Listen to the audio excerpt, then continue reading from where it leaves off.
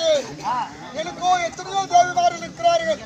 அப்படி என்று சொல்லிவிட்டு இப்போது நான் எங்க போக வேண்டும்? எனக்கு எத்தனை தேவிமார்கள்? நாகலோகம் சென்று நாககண்ணியை பார்ப்போம்.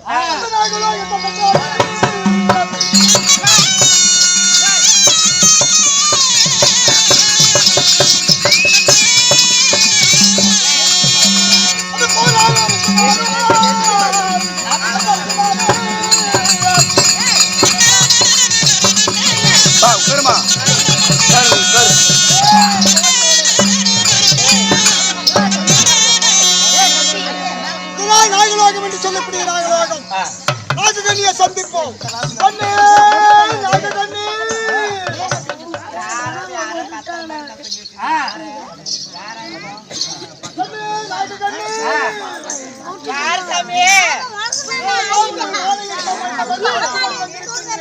ஐயோ அப்படியா சாமி மண்ணா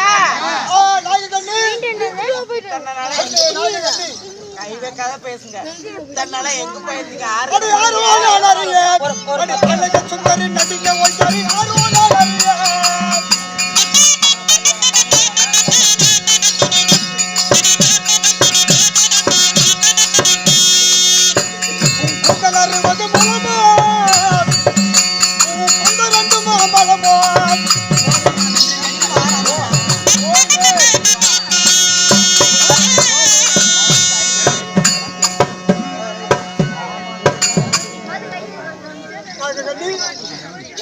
மாலையிட்ட மன்னவன் இருவருக்கு இளையோன் இருவருக்கு மூத்தோன் ஆளழகன் அர்ஜுனன் வந்திருக்கின்றேன். கணவன் வந்திருப்பதாக சாதிக்கிறார். இத்தனை நாள எந்த பூஜை வீட்டுல இருந்தீங்க? அண்ணன் தருமருக்கு அணிவடை வழிவடை செய்து கொண்டிருந்தேன். நான் எங்கேயுமே போகவில்லை. சரி சரி வந்தீங்கல்ல, பாத்துட்டீங்கல்ல நாக்கனிய போயிட்டே இருங்க. எத்தனை ரூபாய் செலவு பண்ணி கல்யாணம் பண்ணி போயிட்டே இருங்க. எத்தனை ரூபாய் செலவு பண்ணீங்க? உனக்கு எத்தனையோ லட்சம் கொண்டு போயிருக்கீங்க. மனைவி இடத்துல பேசுறதற்கு என்ன தவிர்க்க வேண்டாம். ஐயோ மண்ணா, நான் ஒண்ணு சொல்றேன், அதை கேட்டுக்கிட்டு நீங்க அதுக்கப்புறம் உள்ள வீட்டுக்குள்ள வாங்கி எல்லாரும் பண்ணுங்க. புரியுதா? எதை சொன்னாலும் சரி சொல்லி எது சொல்லலாம் செய்வீங்க தானே? சொல்லடி.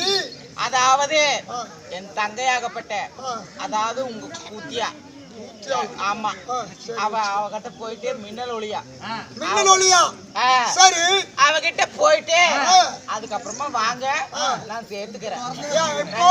இப்பெல்லாம் முடியாது மாப்பிள்ள, மின்னல் ஒளிய வீட்டுக்கு போயிட்டு வா, அதுக்கப்புறம் பாத்துக்கலாம்.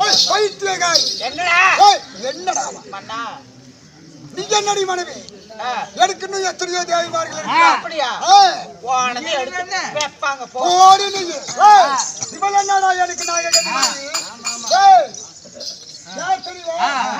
போகவதி என்று சொல்லக்கூடிய போகவதி என்னுடைய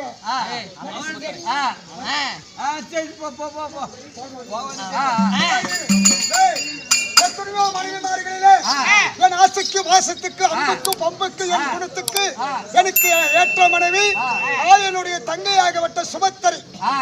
இப்பொழுது சுபத்திரி வீட்டுக்கு போக வேண்டும். அந்த சுபத்திரி வாழ்க்கை